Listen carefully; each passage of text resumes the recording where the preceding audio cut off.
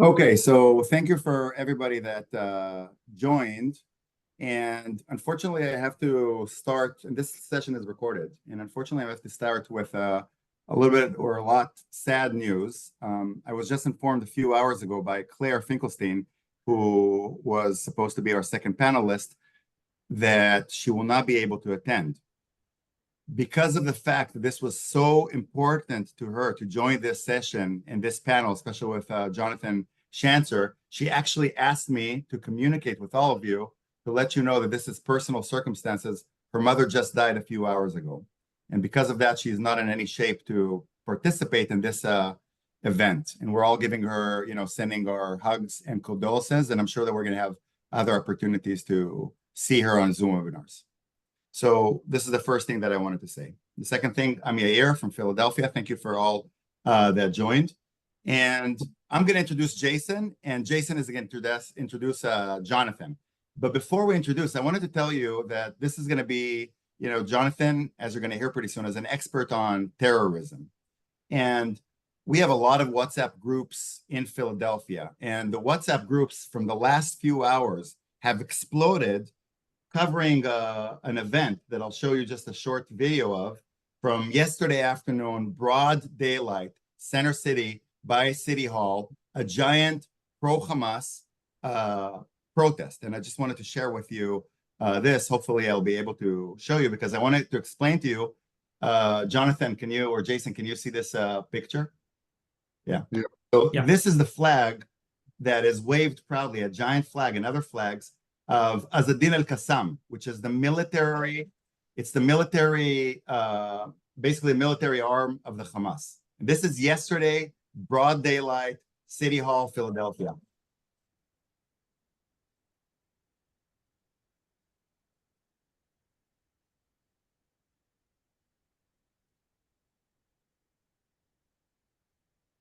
We can't hear the audio, but we can see it, Yair.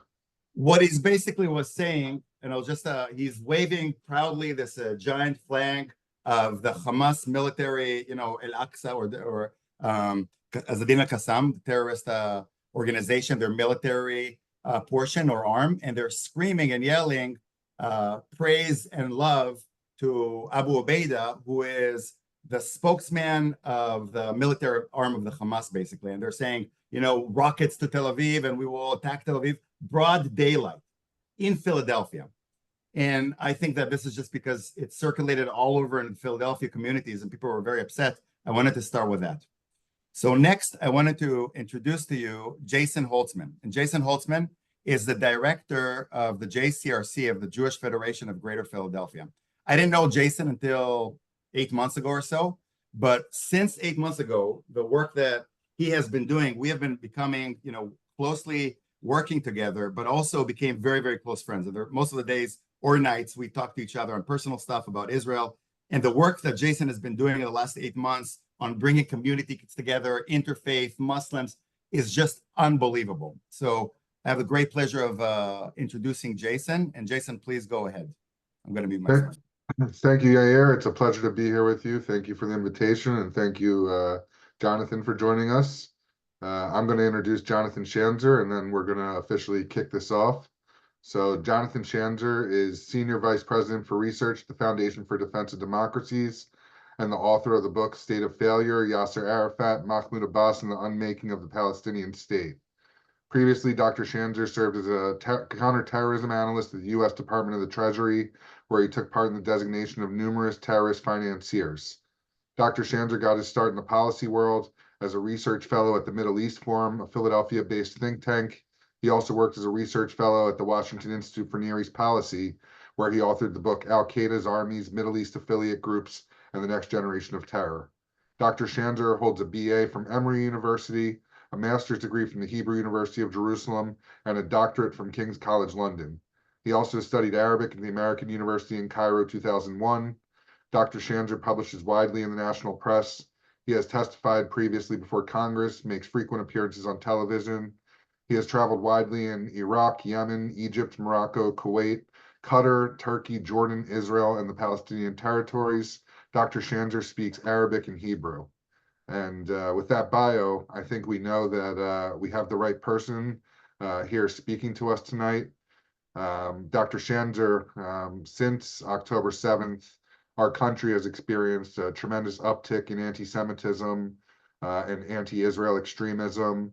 And we've been quite perplexed by a lot of the things we've been seeing since October 7th. I think back to October 8th in Rittenhouse Square at the rally that was taking place, the anti-Israel rally, seeing people on the 8th, less than 24 hours, while bodies were still being counted, body parts were still being picked up. Israel was still trying to figure out what was going to happen next. And they were marching down the streets calling for an intifada and screaming from the river to the sea. Since then, it's only gotten worse. It's turned from chanting into vandalizing Jewish businesses, Jewish houses of worship, Jewish institutions. We've seen encampments over the last few weeks or months on several local campuses, University of Pennsylvania, Drexel University, Swarthmore College, and Haverford College. And as Yair pointed out in his introductory remarks, we're now seeing a Hamas flag unfurled in front of City Hall and calls chanting for the bombing of Tel Aviv. It's things that I don't think any of us could have imagined this time last year. So it's a pleasure to have you here with us with your extensive background and research on this. It's also good for me to reconnect with you after such a long time. I used to bring you to campus when I was an undergrad. But if you could kick us off, really, I think we're interested in first understanding some of the research that you've been looking at recently and hearing, some of the main takeaways from things that you've been seeing and coming across in your research. And again, thank you very much for being here with us tonight. Sure. Thank you, Jason. And Yair, great to connect with you. And I do just want to make a quick note of my condolences to Claire. She and I have been working closely together over the last couple of months, and I was very sad to hear about the passing of her mother. I also just want to say hi to two names that I see on the attendee list here. I want to say hi to Betsy and Penina. Hey, guys. Good to see your names here. I don't see your faces, but I know you're out there. So look, I guess maybe the first thing to just note here for the work that I've been doing as it relates to anti-Semitism and what we're seeing on campus is that the campus protest movement, or the chaos that we're seeing on campus, is not organic. It is not spontaneous. It is being organized by what I would call pro-Hamas figures, people that were previously associated with Hamas charities that were shut down in the United States in the early part of this century. So I'm speaking here about the Holy Land Foundation, which was a charity that was based out of Richardson, Texas, that had sent something like $12 million to Hamas over 13 years. And then there was the successor to that, a group called Kind Hearts, and that was actually a file that I worked on when I was at the U.S. Treasury Department. They were the progeny of the Holy Land Foundation. It was a lot of the same people, lower-level people that worked for Holy Land, except they weren't based in Texas. They were based in Toledo, Ohio, and the Treasury Department shut them down.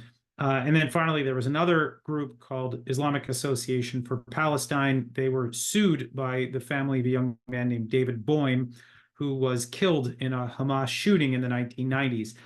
These three charities have essentially merged into a new organization that has a remarkable track record of being on just about every campus where there has been violence and unrest and destruction of property.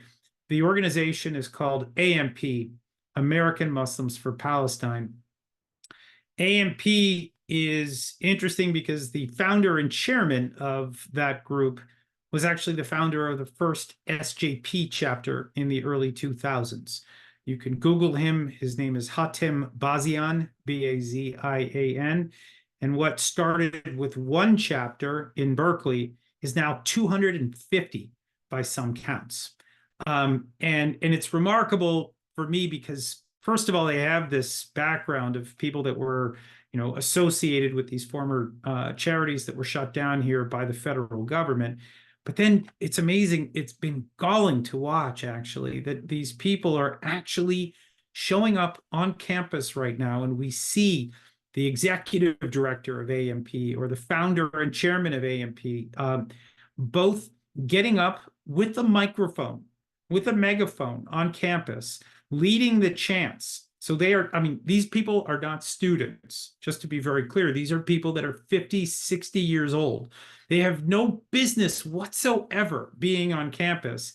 And yet there they are, and they're leading the chants, right? These are the people that are leading the rhetoric and really guiding the activity of a lot of these students. Now, let me just caveat here a couple of things. Number one, because they worked for Hamas charities or were associated with Hamas charities doesn't mean that they're still doing that. But I do think that if you are a student or the parent of a student, or if you're a stakeholder that has a fiduciary responsibility to a university, there is no way on earth you want this to be happening on campus. And so I think that's number one. Number two is, there are people that say, well, are you trying to tell me that there are no students out there that are, doing this because of social justice reasons? No, I'm sure there are. I'm sure that there are plenty of students out there who I would call useful idiots, people that are going out and joining a campus protest thinking that they're doing something good, that they think they're doing right in the world. But they don't realize is that they've become tools of people that have been formerly associated with Hamas organization shut down by the US government. And there, I think, does need to be an accounting, a stock taking made by these universities, where they need to figure out exactly how this occurred. They need to reconstruct the events that led to adults going on campus and leading these chants and protests and destruction of property and disruption of campus business. That's the kind of thing that the schools need to engage in right now. I can't say that I know that there are hearings that are going on and there are discussions about what the university presidents should or shouldn't be doing. Look, they should have condemned all of this. But I think a lot of them were in fact taken by surprise. I mean, SJP has been on campus for a long time now, right? I mean, this has been going on since probably 2010. So that, these campus networks have had a good decade and a half to get ready for this moment. And I don't think that, I've talked to a lot of universities the last couple of months. I've been briefing them on the research that I just described to you so they have a better sense of what they're dealing with. And, the thing is that most of them didn't know who these people were. And so I cannot hold them accountable for not knowing who AMP was, especially when people didn't know that AMP, most people didn't know the connection between AMP and SJP, but now they do know. And I would actually argue this, that for those that are engaged with schools in the Philadelphia area, by the way, go Birds, go Phils. I'm from Philadelphia, in case you're wondering. But if you're engaging with the universities right now, what you need to be thinking about is this. You have 100 days. Right now, commencement is over in most of these schools, and if it's not over now, it'll be over in the next day or two. And once commencement is finished, then what you have is an opportunity to reset with each one of these administrations in each one of these schools. And they need to come up with policies that set things right for the fall. They cannot allow for the chaos that we just saw on campus to continue again. They can't allow for the encampments to reform. They can't allow for kids to be intimidated on campus, whether they be Jewish or not Jewish, doesn't matter. Nobody should be intimidated on these schools. No one should be threatened on campus. There should not be hate speech. There should not be violence. There should not be disruption of university business. And so right now is the opportunity to get in front of these schools. And I will just offer this, that for those that would like to deploy me, I am offering my services to, and I've made this clear to just about all of FTD's donors and to all of FTD's grassroots supporters. I want to brief these schools. It takes me about a half hour to 45 minutes to regurgitate the same briefing that I've given law enforcement and state officials and universities across the country. I'm almost like a robot when I do it, but I will tell you that these conversations are incredibly valuable. The schools don't necessarily want to do it as a group. They don't want other university presidents or provosts or deans on the same call because they've got questions that are perhaps specific to their own schools, or they don't want people to know what their dirty laundry is. But they're talking to me, and it's because I'm keeping these conversations off the record. I'm not sharing what questions are being asked by which school. I've kept it very I've been very tight-lipped, and I've kept things. I've not allowed for there to be any sort of spillover in terms of information that is shared.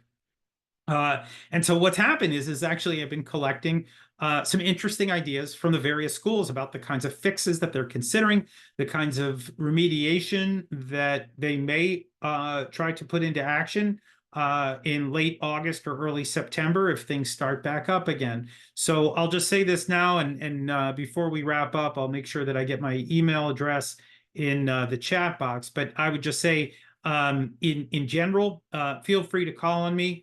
For whether it's your alma mater or it's schools in the Philadelphia area, it's once these administrators see the Hamas connection, once they see that these people are not students and they are on campus and they're directing this, they can't unsee it. And I've heard it over and over again, that this is actually key to beginning to kind of break the logjam of inaction and the fear that a lot of these universities have. Jonathan, I'll stop you for a second because I have a question. So first of all, thank you for the generous offer. And I will tell you that we already have one comment by Shir Toledo, who is a student leader, I should say, American and Israeli. She's literally half Israeli, half American, who she studies at Haverford College. And Haverford College, unfortunately, has been, I don't know if you've heard about it, but there's a lot of negative. I've heard about the lawsuit. I actually have two friends from high school whose kids go there right now, and I've heard about the disaster. So yeah, I mean, Shir, what I'll do is actually, I'll write it in the chat right now. I will, I'll give you, actually, here. I don't know if everybody can see it, but it's just js@ftd.org. You guys can feel free to be in touch. The key is actually not just to say, will you please talk to my school, but to actually, we need to figure out who I need to talk to. So, you'll need to go and do the legwork to figure out who are the stakeholders that are willing to listen, and are they worth having a conversation with? Because I don't want to speak to someone who doesn't want to hear. What we're really trying to do right now is to speak to people who have an interest and actually care enough to have that half-hour, 45-minute conversation to learn. So the question, this is excellent. Thank you for that. So the first question, I think, Jonathan, is going back because a lot of people are seeing what's happening on the campuses, and we don't know if it's okay or not. What I mean by that is even after we all saw the community of Philadelphia, this horrible video that I just showed you, screaming bombs of Tel Aviv and the big flag of the Hamas, the military arm of the Hamas, all of that. And people are discussing, we should report it to the FBI, but should we? Isn't it freedom of speech? So when we have even more basic than the encampments, etc., what is considered okay? Can they really say whatever they want from the river to the sea and all of these things that we heard just yesterday in that video? Look, they can and they can't, right? And I think, part of the problem is, I mean, you can see, I'm reminded of that great scene from the Blues Brothers, if anybody remembers that movie back from like the 1970s, where, they show Nazis marching in Skokie, Illinois. They're allowed to march with a Nazi flag. And similarly, people are allowed to carry a Hamas flag. The real question right now is, first of all, on campus, do some of these adults have a right to be there? And I think that's a university problem, right? And that's where the universities come in and need to be dealing with this stuff on a case-by-case basis. And that's why we were trying to brief them. But then I think comes, kind of a bigger question, which is, there are policy questions at a state level. I've met Governor Shapiro. It's funny to call him governor. I knew him when he was like 28, when I was 28 or whatever. So it's kind of funny to think that he's governor now. But this is a guy that I think, we should be engaging with, because there could be state laws passed about, brandishing Hamas. And by the way, it doesn't have to be specifically Hamas. It could be, the flags of any terrorist group in public spaces, right? Or at City Hall, right? There's all sorts of ordinances and regulations that can pass that could make it more difficult for, terror adjacent, let's say, people who are, who are fans of these terrorist groups. There are things that can be done to make their lives more difficult. And by the way, some of the states have also done some really interesting things. I mean, Florida has actually banned SJP and AMP from campus. Now they're going to get sued for it, and they're probably going to have to fight this at the Supreme Court in Florida. But you know what? I think it's great. I think that, look, I'm a big supporter of free speech. And so they may say, well, you're inhibiting free speech. Well, if that's the ruling, great. But you know what? I want this aired. I think it's important for these debates to be played out and for, the people that are doing this to not have a free pass. They should have to defend their actions and have to account for them. And I think that's important. In Virginia, there's a really interesting case going on right now where the Attorney General has actually opened up an investigation into AMP, asking them to disclose certain financials, which AMP has apparently up until now refused to do. And so there's going to be a hearing. And that hearing is something that I'd like to learn more about. I'd like to see what comes out in that hearing, because if AMP is refusing to disclose its financials and the state has reason to be concerned, that sounds like a conversation I want to observe. So there are things that are happening at the state level. And then look, we've seen, and I can tell you, I've testified before Congress now 3 times on this network, twice in 2016, and then once just now in November, shortly after the 10/7 attacks. There's a lot of federal interest in all of this as well, because when the federal government, whether it's members of Congress or others, when they look at what's happening, the kind of chaos and hate speech, the destabilization of our country, there's concern here. There's concern that there could be foreign actors, right? Such as China, Russia, Iran. They're concerned about the influence of terrorist groups, which I think, it should be clear now that there's at least concern about that because of the origins of AMP. So there's a lot to look at in terms of just engaging with stakeholders, engaging with officials at the state and federal level to see what ideas they have. And you don't need to necessarily go in knowing exactly what you want out of them, but you can say that, as an American, you feel unsafe. As a citizen of X state of Pennsylvania, you feel unsafe, or your kids feel unsafe in a state-funded school. That in and of itself is reason to engage with these stakeholders. What you get out of it, it's going to be different each time. Different leadership has different styles and different, sort of tolerance for risk and for engagement. But as Americans right now, as Jewish Americans in particular, I think you have no choice but to engage directly with the people that have the potential to change the balance of power. That's what you're ultimately looking for, and so I wholeheartedly recommend engagement. Thank you, Jonathan. I want to pivot a little bit from AMP, but still stick to this discussion of foreign influence. So I was wondering if you could comment at all on how foreign influence is influencing university policy, if it is. And can you discuss how foreign influence is contributing to the rise of anti-Semitism on campuses, not just through AMP, but through academics, through the academy, through, arts and sciences departments, Middle East studies, etc. Yeah, I mean, look, I'll start by saying this, that Middle Eastern studies departments are corrupt and maybe even not salvageable any longer. I can tell you the story that when I was finished with my graduate degree from Hebrew University, I came back to the US. I was actually living in Philly, and I applied to a bunch of graduate schools. I won't get into names here, but just say I got into one of the better programs in the country to study modern Middle East. And when I went to meet with the person that was going to be my advisor if I were to go, I was told that my topic, the study of radical Islamic movements, violent jihadist movements in the Middle East, was not something that was suitable for the academy. And this was 2001, just before the 9/11 attacks. And I said, what would you have me study? And the response is that I should study Palestinian poetry or other things that would help promote the culture of the indigenous people of the Middle East, i.e., not Israel, right?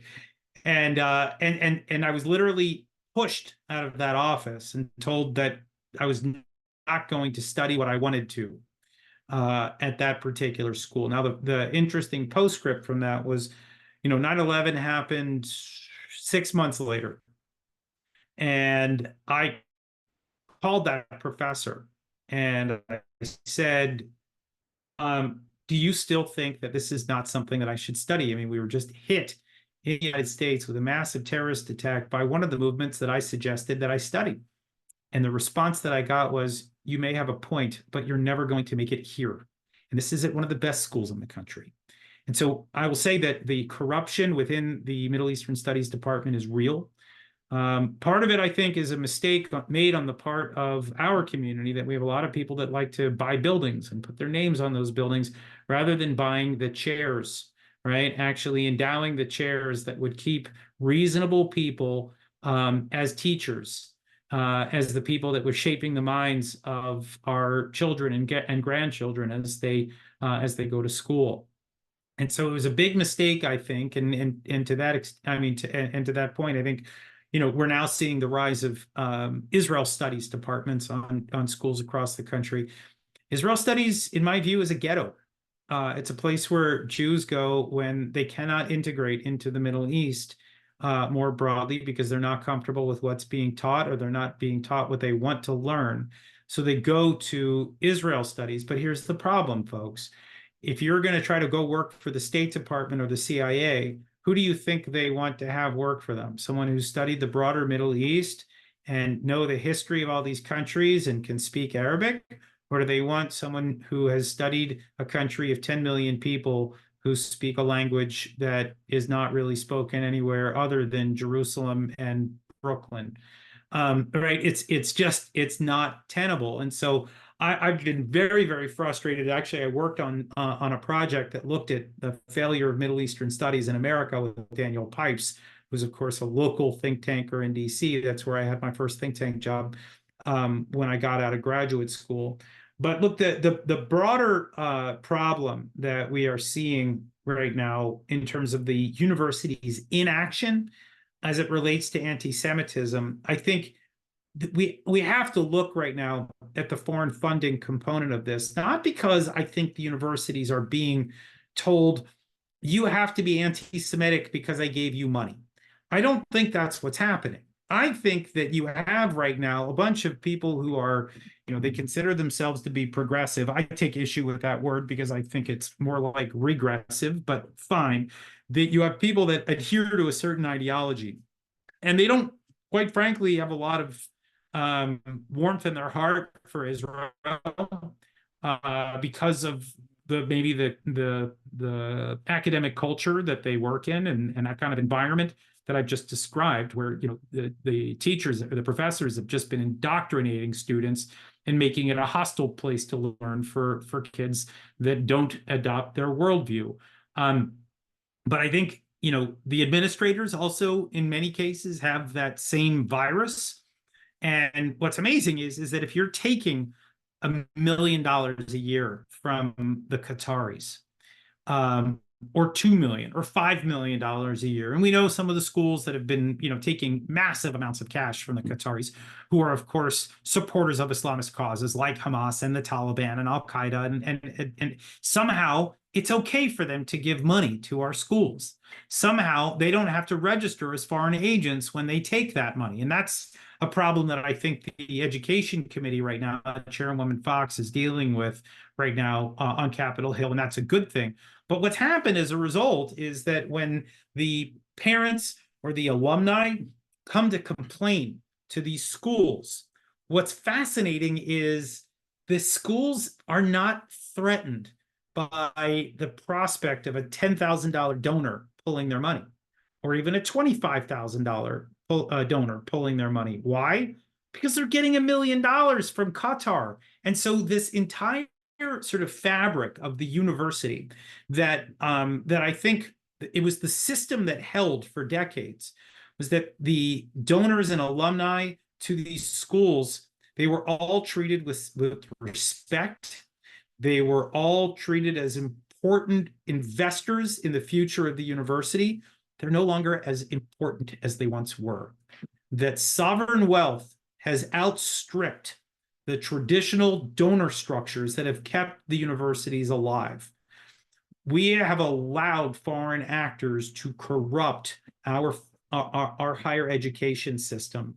And that is something that I'm hoping will change as a result of the investigation by Chairwoman Fox and the Education Committee, what they're doing now. I don't know if that's where they're driving things, but I think it's eventually where we need to head if we're going to actually solve this university problem. But this is going to be a generational problem, because the more we see this kind of corruption within higher ed, the dumber our students are becoming. And I'm not saying that anti-Israel students are dumb. I'm telling you that people that can't think critically are dumb. They are taught to not think critically, and therefore they are missing huge amounts of information that they need to process in order to function as adults in our society. And we're just not seeing that right now. And it's something that is very concerning to me. And quite frankly, it's one of the reasons why I've been out on these campuses. It's not just that I want to warn the schools that they have a fiduciary risk as a result of Hamas adjacent people on their campus and adults whipping up this frenzy, but that this needs to stop writ large. There is a culture. This should be a jarring moment for any school administrator to see this going on and to see the students and the faculty out there screaming about things of which they have very little idea.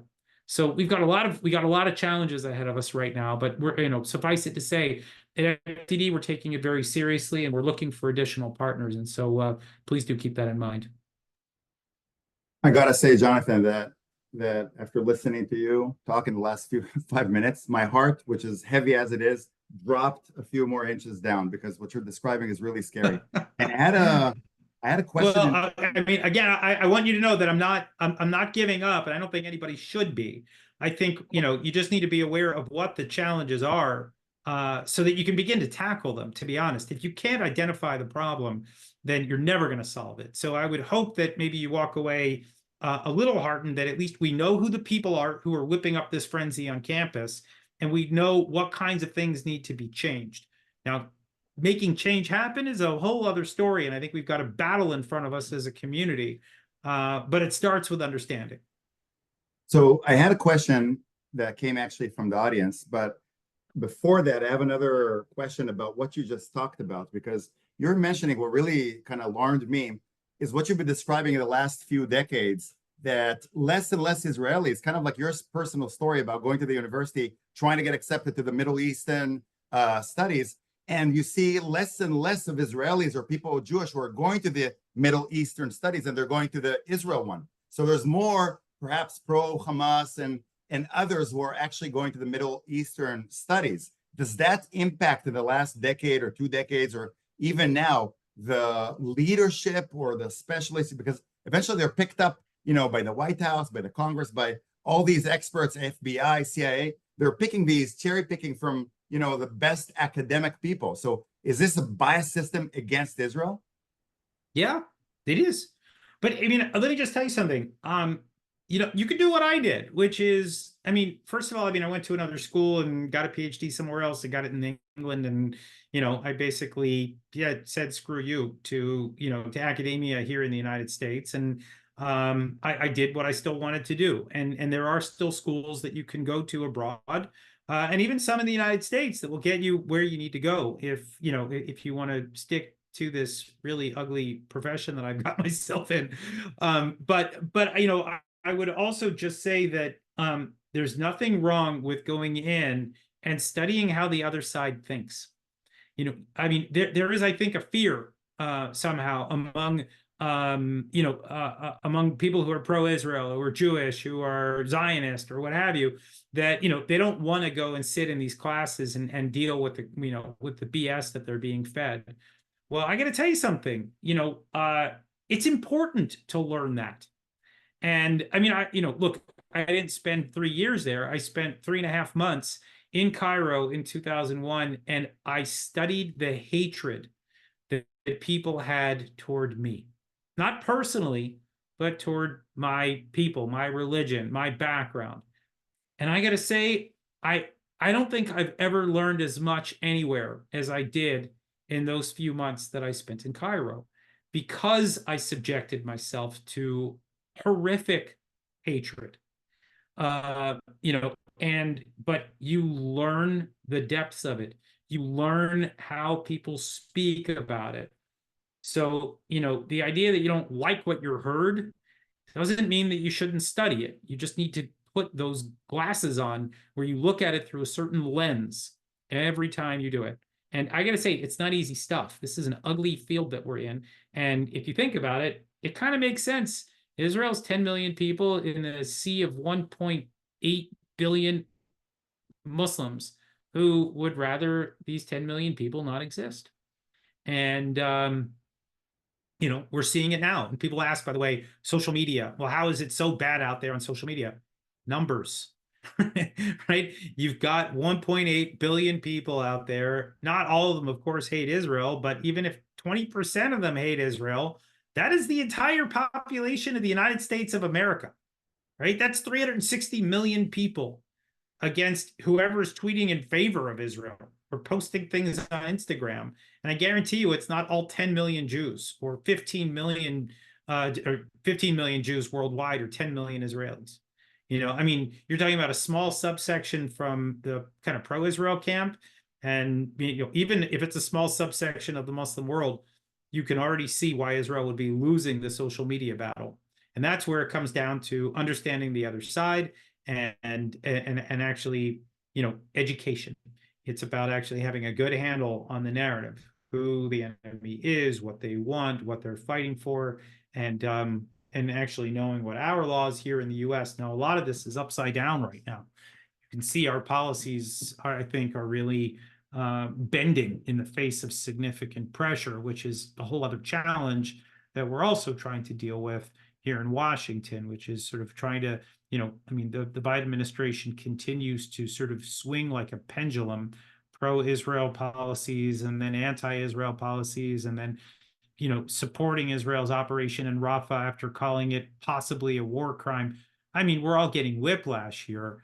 And so there's the other part of this, which is the civic duty of people that are looking to ensure sounder, safer, more stable policies. And that's a lot of what I do every day when I'm not working campus.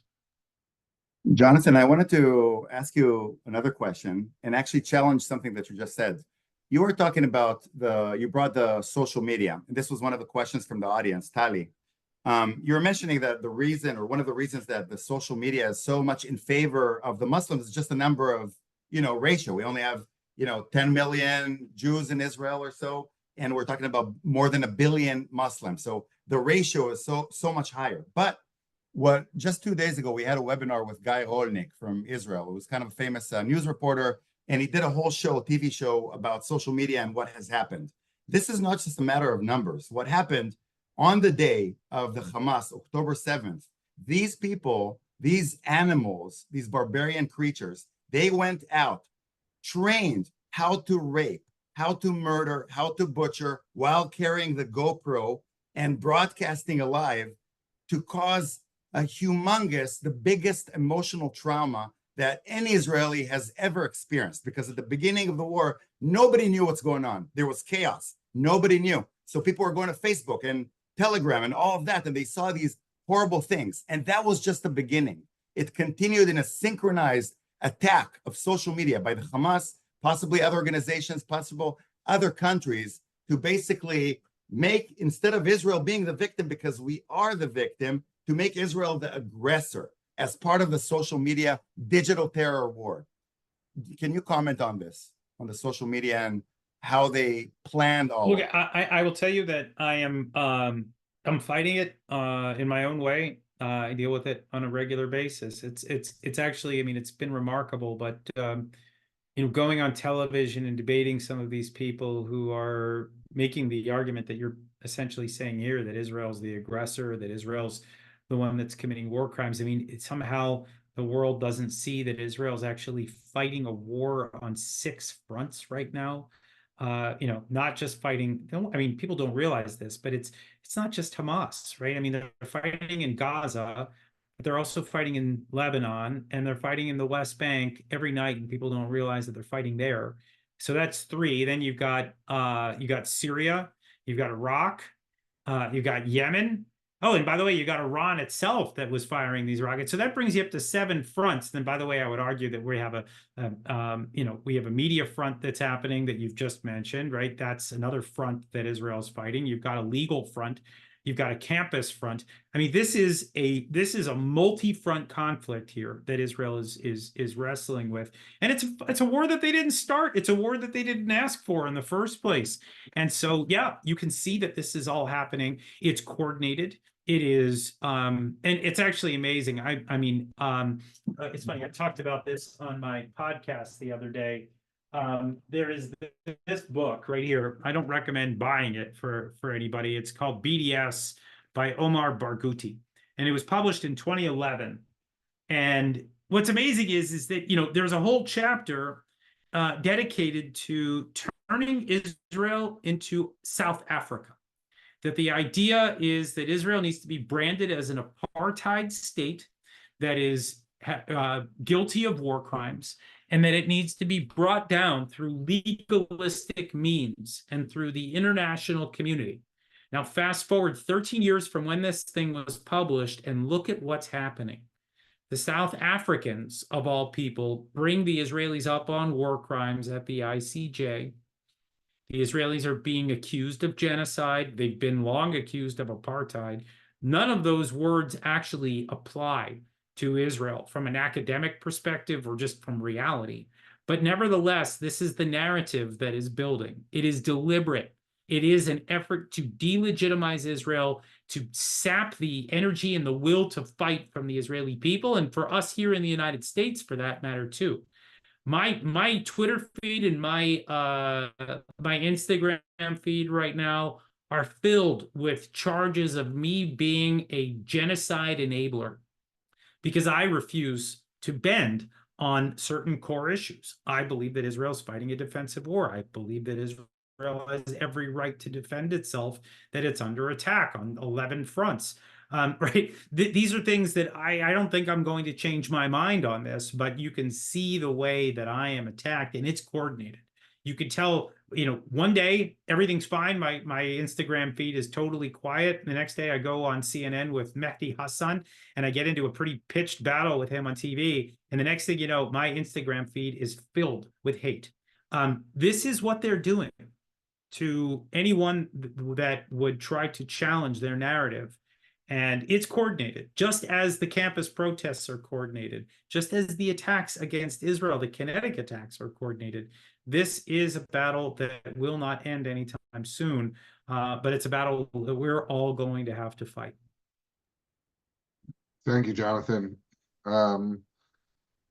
Yeah, just like Yair, you have also left my heart in my stomach, and I'm a pretty seasoned veteran on this stuff. I've heard a lot of it before, but just hearing the way that you illuminate this moment in time, it is very serious. So I want to go back to something that you said before about post-commencement, that we have 100 days now around that to start working with these campuses, start getting them to put policies in place that actually might have some teeth, that actually could make a change.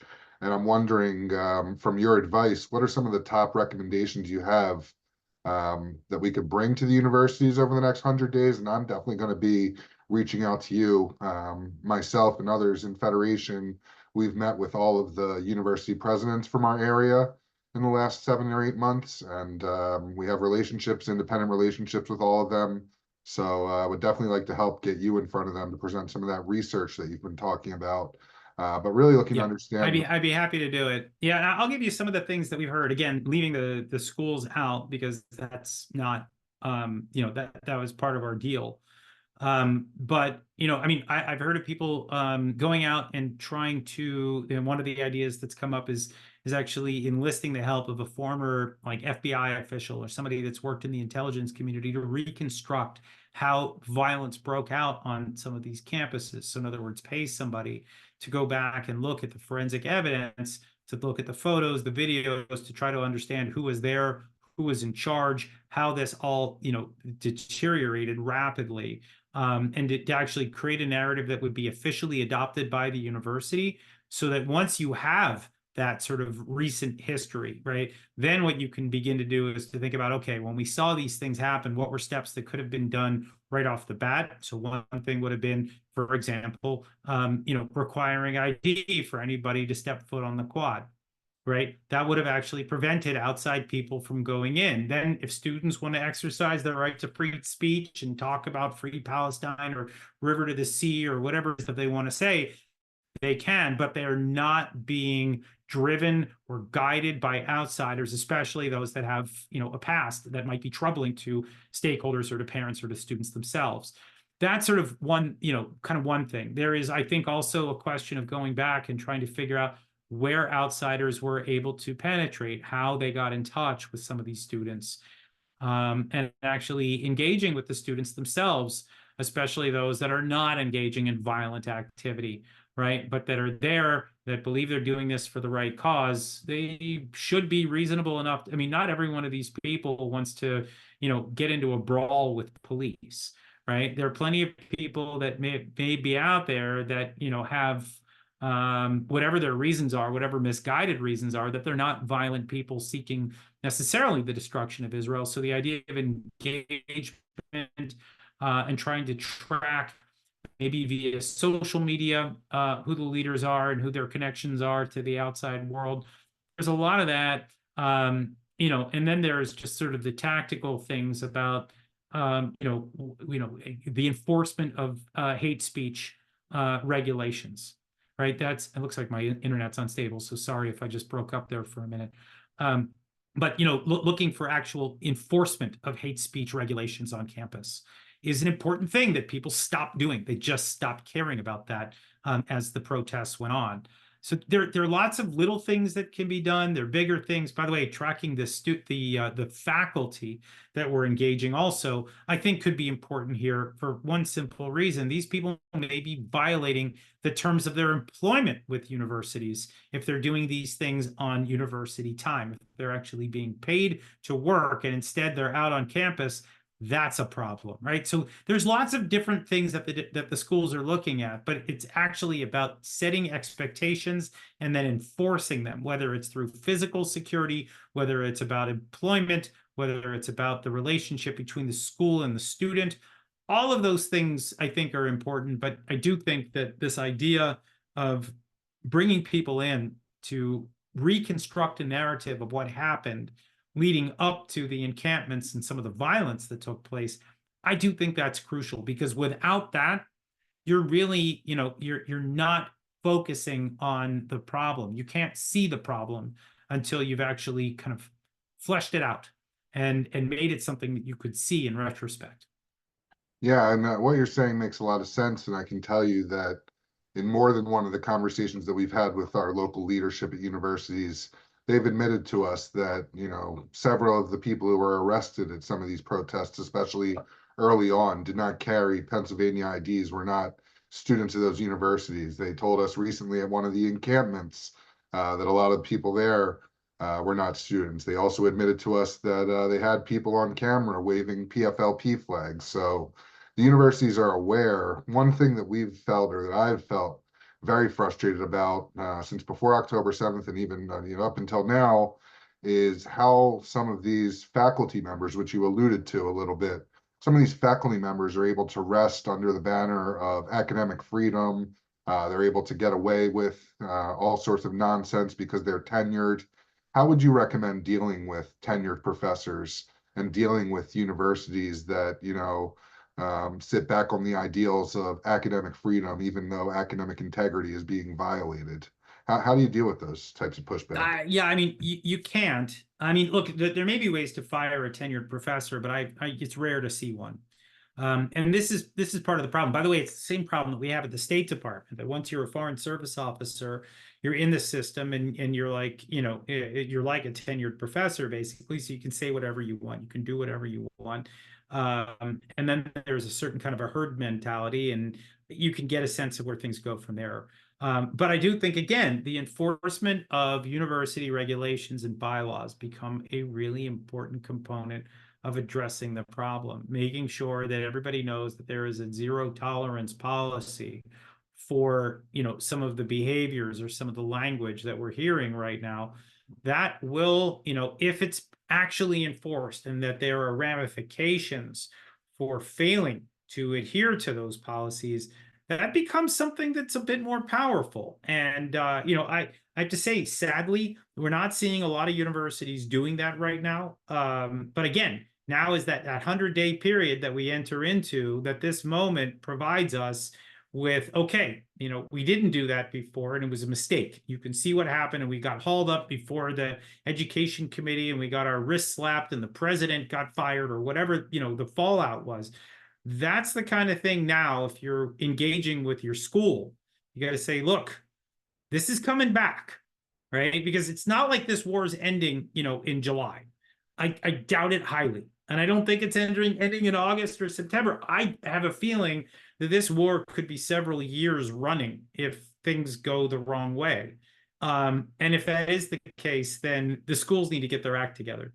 And this stuff can't be tolerated. And so it's about engaging properly with students. It's about engaging properly with administration and professors, setting expectations and then enforcing them. And if it means, these poor schools, they have, these like $100 million, multi-$100 million endowments.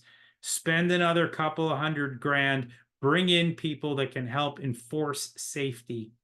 Do it now, or actually pay a price later, right? You're going to lose students. You can already see that there is a culture that is brewing here in the US where people are asking themselves, why am I spending $100,000 to send my kid to Penn when this kind of garbage happens on campus?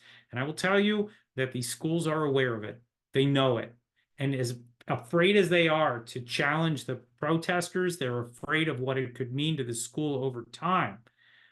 If they allow this stuff to continue. So there is leverage right now, getting back to Yair's comment about, sort of feeling like your heart's sinking. Look, there's a lot of bad news, but there's still leverage out there for everyone to use if they want to use it. But I'm telling you, this is the moment for everybody to start to actually use their voice, whether that means making introductions to people who are willing to, mouth off to the administrations like I will, or engaging directly yourself. It's not about withholding money. It's about, sort of explaining the risk, right? Showing them the lawsuit brought by the Haverford students against the school. That's a headache that no school wants, right? And that's the stuff that I think, that needs to be highlighted more than anything else. It's not, I'm gonna stop sending my $500 a year. They really don't care. But they do know that if they're sued, then that's more money that they're losing, and it's not $500, right? It's $150,000 to $500,000 just to try to get the thing dismissed, and nobody wants that. Jonathan, I just wanted to say that in the meantime, throughout this last 50 minutes or so, we're getting messages of people who are so appreciative of your insights. It's really interesting. And I wanted to jump to two questions to kind of combine them from Janice and Maya.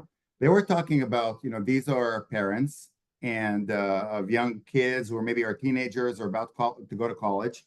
And we have in Philadelphia a group of about 250 people of activists who are taking action, writing letters, a lot of stuff. One of the things that we've discussed in addition to these webinars is to address the issue of what to do when you have young people, let's say college kids who were raised in a Zionist home, who are now going to college, and because of the social media, because of the pressure, because of whatever, they are becoming anti-Zionist. I'm sure that you have addressed this, or have you've seen this with all of, suddenly their justice for Palestine and all of these things. The second question of Maya's, she has a personal question because her son is going to college in a couple of years, and now suddenly she's thinking about all these things that she never thought about before. Kids should go to Harvard, should go to Yale, to Columbia.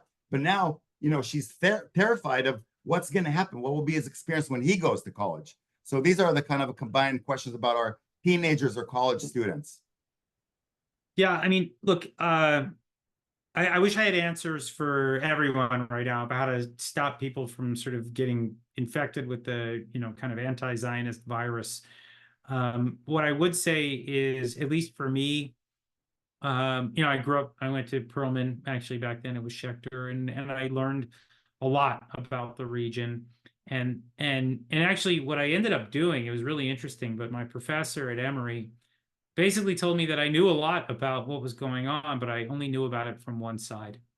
And he actually encouraged me to study the other side of the issue. So in other words, I knew the Israeli perspective. He wanted me to go back and learn it from the Palestinian perspective and from the Egyptian and the Jordanian perspectives. And that's ultimately what I ended up doing. And I have to say, there is reason now to consider exposing kids to that sooner rather than later, to have them read. And by the way, I've written 3 books on the Palestinians for a reason.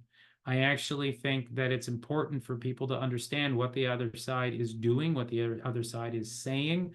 And it's not as dangerous as you think. In other words, I mean, you can understand why they want a Palestinian state. You can understand why they're upset with Israel, why they don't like Israel. It's okay, right? We didn't create this conflict. The conflict predates all of us here. Well, most of us probably, right? I was born right before the Yom Kippur War. I cannot be blamed for everything that has happened before or since. But what I can do is I can study it and I can analyze it, and I can come away feeling much more comfortable with the set of facts that I need in order to debate these issues, whether it's on campus, whether it's on TV, whether it's in a classroom. It is important to learn the other side and to not be afraid of the other side. By the way, that's what you can see it's what's happening in the universities right now. They don't want anybody learning the Israeli side. They're trying to keep it out. And eventually things will come back around where people are going to go, oh, wait a minute, there's this whole Zionist literature. What is going on here? Then you read it and go, oh, there's all this stuff that I didn't know, but wow, it makes, this will make your kid a better debater. It will make your kid better prepared for the garbage they're going to hear later. And it's important for them to read it. Now, I'm not saying they should read Edward Said at the age of 12, but I do think that they can start reading. I wrote a book called Gaza Conflict 2021. Okay.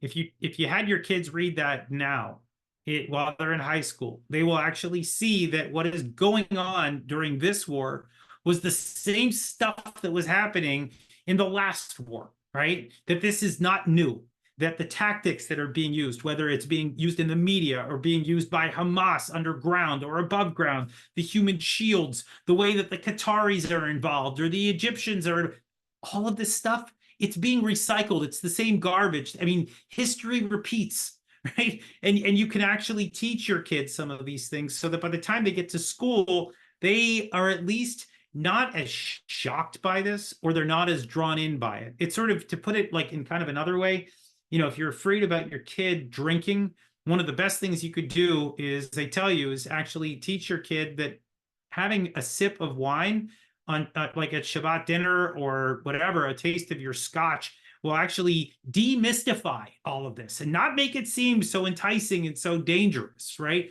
You're not trying to teach your kid to become an alcoholic. You're trying to teach your kid, like, look, you can have a sip of this and you don't have to go insane here. You could get a sense of what it tastes like, so that when someone says, oh, you should try this, it's great, you could say, you know what, I already did. No, thanks. Right. This is sort of what, the way I look at in terms of teaching the kind of Palestinian narrative. I'm not afraid of it, and I don't think that anybody should be. Learning how the Palestinians think will help you understand better how to be a more reasonable person in the face of this stuff. And don't be afraid of phases either. There could be a time where people say, I can't sit with this. I'm having a real hard time with this, with whatever's happening in Gaza. Okay, that's okay too, right? But learn the other side and don't stop learning, because the moment you say, I've learned enough here, I mean, I gotta say, you look at all these books behind me. I'm constantly reading about this conflict and learning things that I didn't know before. And the idea that today everything because you've got a phone in your hand, I think that's actually one of the most dangerous things that has occurred to this generation. They think that because they can Google something and get Wikipedia to give them an answer in 5 seconds, that somehow they know the complexities of a conflict that is probably the most messy thing that we'll probably see in a century. This conflict is not easily solved, and there are no easy answers. And that's the truth. And that's what needs to be taught. Yeah, thank you so much, Jonathan. I'm glad to hear you say that. I'm also a proponent of us providing that education to our children on the Palestinian narrative, because I'd much rather have someone like me or you or Yair present that narrative to our kids than for them to confront it for their first time when they sign up for a Middle East studies course or a course on Israel, Palestine in college, and it's taught by a tenured activist professor. So I think it's much better to expose them to that and prepare them for that so that they can confront it more easily when they face it on the campus. I'm going to combine a couple of questions that we got in the chat. One is from Daniel Gutman, asking about the day after that we've seen open anti-Semitism. The cat is out of the bag. How does the Jewish community continue to live among people like that? Do we go on canary mission after every social or professional encounter? How does that day after look? And another person asked, what's your opinion on the future of American Jewry? Will we be pushed out of public spaces? Can the tide really be changed? Yeah, I mean, I'm not a Jewish professional, as it were. What I would just say is, just remember we have a constitution. The Constitution provides for equal protection under the law.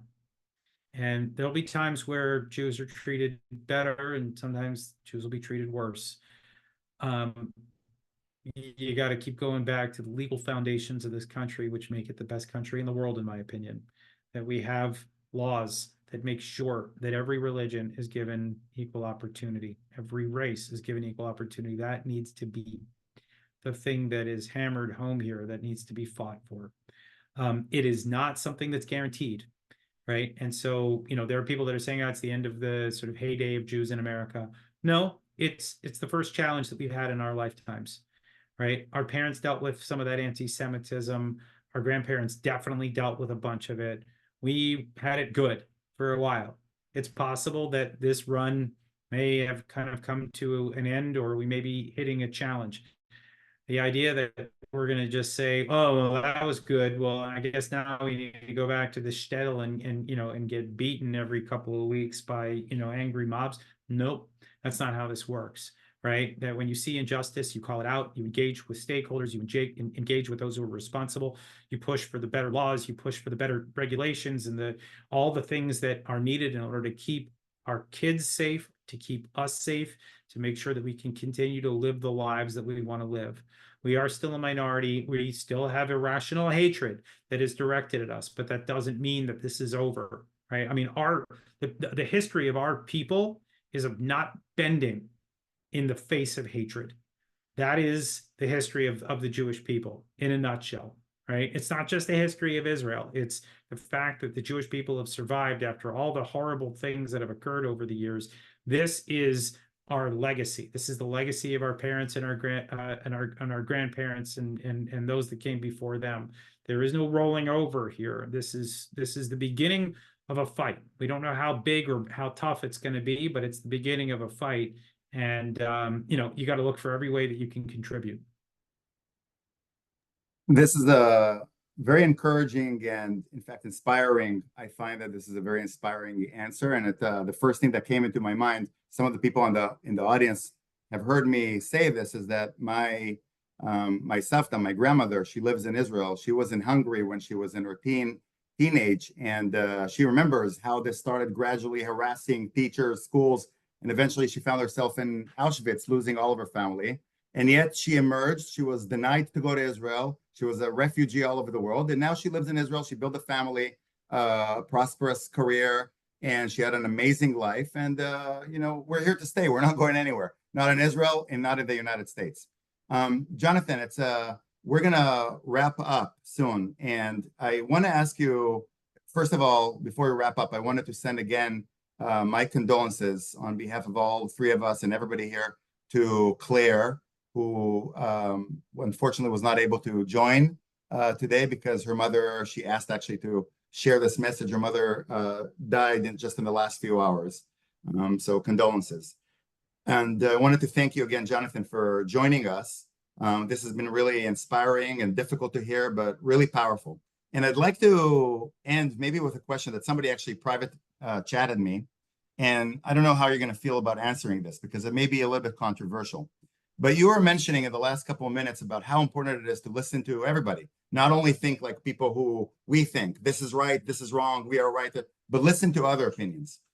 When I do this, for me, it's hard because I'm very supportive of Israel and we're supporting against anti-Semitism and we're arranging rallies and events. And next Sunday, actually, all those in Philadelphia are all welcome to join the big rally against, to bring the hostages back now and to support Israel, etc.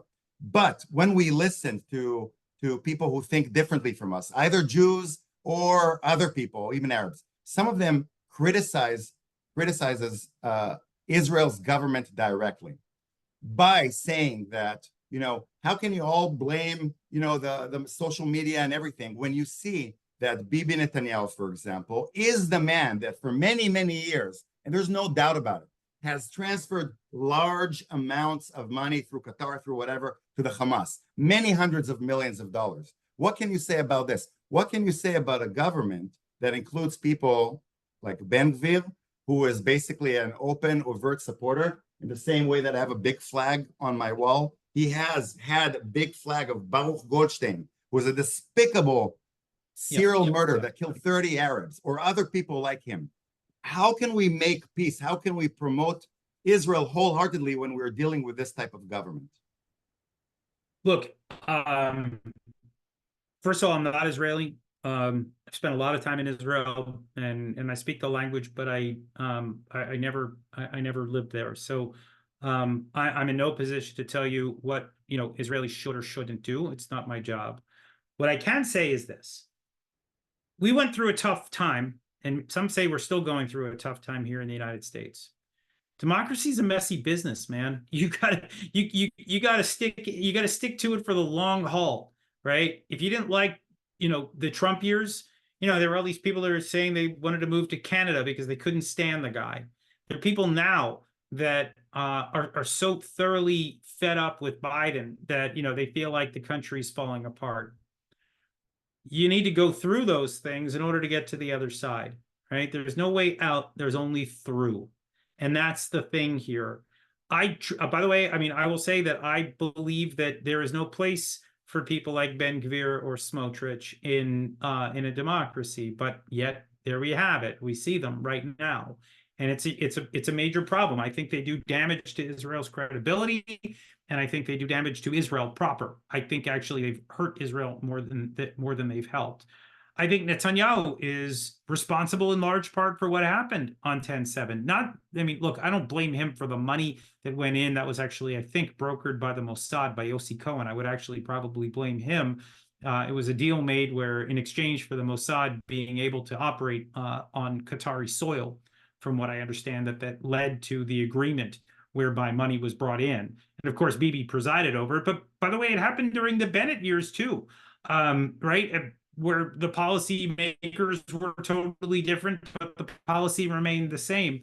But I will say, I think, Bibi needs to be held responsible, that he was the man who was sitting atop of the system when it failed, right? We know that there was an intelligence failure, that there was a military failure, and that at the end of the day, that comes down to the prime minister, the guy that sits atop the system, and he should be held accountable. But you know what? It's not for me to say that elections need to take place tomorrow. Israel is working it out in its own way. In the meantime, there's one Jewish state in the world. There's one Israel.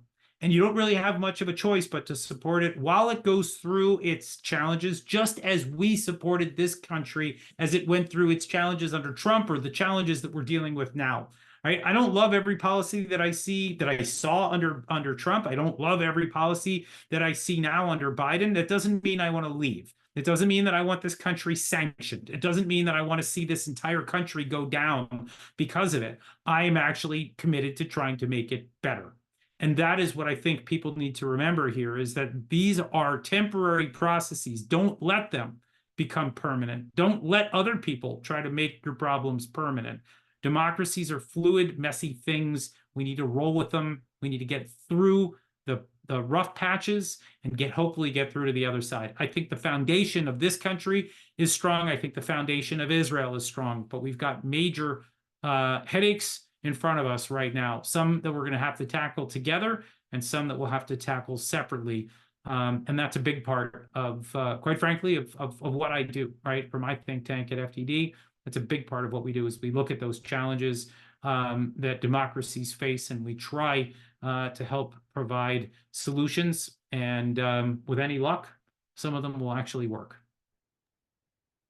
What can I say? Am Yisrael Chai. This is what comes to my mind. So, Toda Rabba, Jonathan, for this amazing evening. Toda Rabba, Jason, for joining. Sorry that we didn't get a chance to get to all of the questions, but we really appreciate all of your time. And this recording will be available as well. And perhaps when Claire is back, we can have another try to reschedule again, because I'm telling you, there's a lot of people who would like to hear both of your thoughts and insights. So, Toda Rabba, everybody, and Laila Tov. Thank you, Yair. Thank you, Jonathan.